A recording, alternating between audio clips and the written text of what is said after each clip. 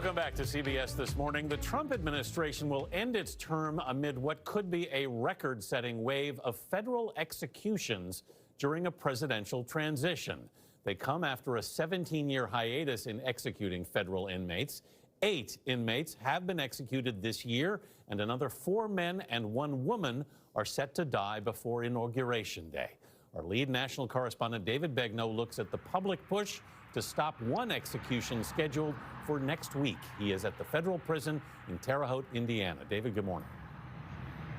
Anthony, good morning. 40-year-old Brandon Bernard is set to die by lethal injection in 1 week here at the federal prison in Terre Haute. He was convicted in the deaths of 2 youth ministers back in 2000. He is pleading to be taken off death row. You might expect that, but you probably don't expect that one of the prosecutors who helped put him on death row and 5 of the jurors who voted for death now say don't give it to him.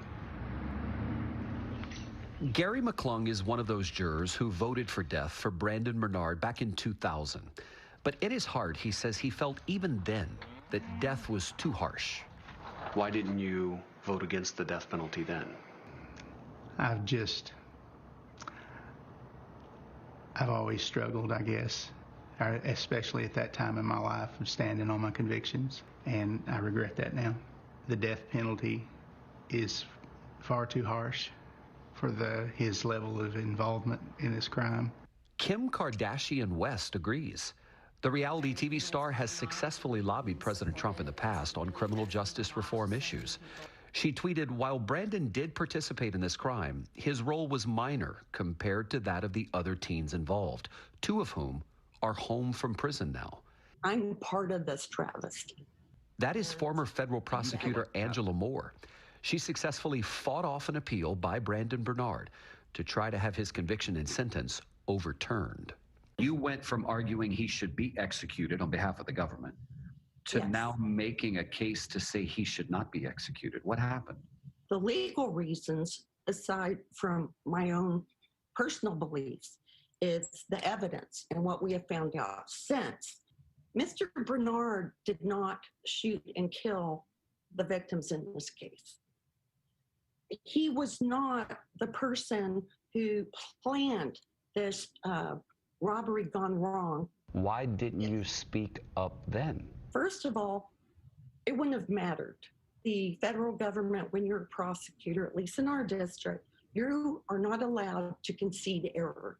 Now, the U.S. attorney who runs the office where Angela Moore used to work told us she provided inaccurate information and that if the law and/or facts establish reversible error, they will concede the error. For the last 20 years, Brandon Bernard has sat on death row for being an accomplice in the murders of Todd and Stacey Bagley. He has counseled at-risk youth who are on the outside. His lawyers set up a website called helpsavebrandon.com to make his case for clemency. I can't imagine how they feel about losing their family. And I wish that we can all go back and change it. And I'm sorry for all the pain that I caused. Make no mistakes about it. Brandon Bernard is not an innocent man. But the evidence shows he was not involved in the planning of the horrendous murders of the Bagleys. They were youth ministers who were carjacked, abducted, and then shot. Fellow gang member Christopher Villalva, the shooter, he was executed back in September. Brandon, who was 18 at the time of the crime, set the car on fire with the bodies inside the trunk. Prosecutors told the jury that Stacey Bagley died because of the fire that Brandon Bernard started, and they asked the jurors to give him death for that reason. Best I remember, that was the reason for the death penalty for Brandon Bernard. That is what swayed you? Yes. But after the trial, an independent medical examiner hired by the defense determined that one may reasonably conclude that Miss Bagley was medically dead before the fire. Is this new interpretation of the evidence overwhelming enough to where you say he should not have the death penalty? Oh, definitely. Definitely. The fact that Brandon was both youthful and an accomplice, I think those are really potent reasons that support mercy in this case. For 20 years, attorney Rob Owen has fought to get Brandon Bernard off of death row. The jury was 11 whites and 1 African-American member. The crime involved a group of Black teenagers committing a crime against 2 white victims. Those are dynamics which historically have been associated with pressure to return a death sentence. The jurors at Bernard's sentencing were told that he would likely be violent in prison. But a former warden for the prison says the opposite is true. The warden cited Bernard's record of 0 infractions and said he would function exceptionally well in a less restrictive environment without posing any risk. He should not be executed, ever. It's barbaric, it's horrific, and he does not deserve it. The mother of Todd Bagley, one of the victims, was quoted as saying, "I believe when someone deliberately takes the life of another, they should suffer the consequences for their actions. There is only one person who can save the life of Brandon Bernard, and it is the President of the United States. Brandon is set to be executed in 7 days." Gail.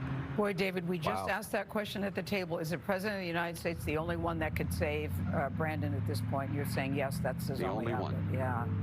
Thank you very much. That's a very complicated story. As David pointed out, look, he's not innocent. No. But he also pointed out he didn't shoot, he didn't fire the fatal shots, and he wasn't involved in the planning, and he was young. I don't know. You listen to that and you see other people who've done more. We're out. That is. Look, other countries don't have the death penalty at all. Canada, Mexico. Yeah. So there's also a bigger question here about whether we want to do this. Should we execute people? Yeah. Especially when it looks like you could be executing someone that didn't do what he's accused of doing at this particular time. Yeah. All right, it's up to President Trump at this particular point. We will see.